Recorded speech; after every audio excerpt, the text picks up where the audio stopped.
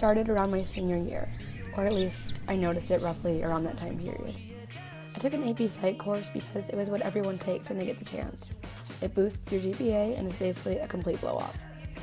So we started talking about mental illnesses, chapter 7. I'm almost positive, but maybe it was chapter 8.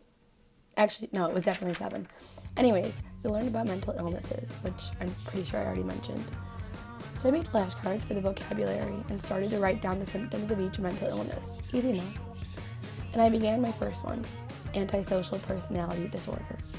Well, that's pretty self-explanatory. Just being antisocial, which my mama told me I was basically like my entire life. So obviously I remember that one. But then as I was looking into more of the symptoms, I came across irritability and impulsivity. And suddenly I started to worry because those were 2 qualities I was sure of having.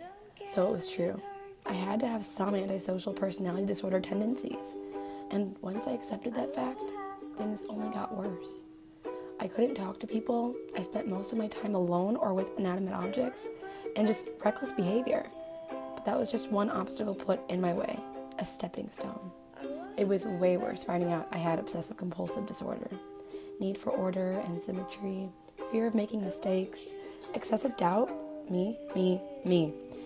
They say people with OCD tend to do things a certain number of times.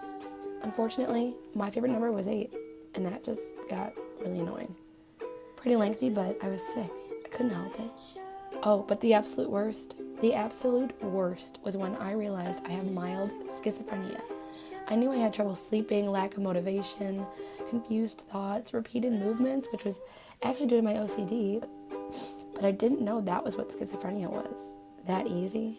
And then it started hitting me. I heard voices. Everyone behind me had to have been following me.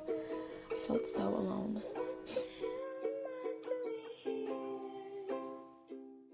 By the time I reached hypochondriasis, I didn't even want to continue.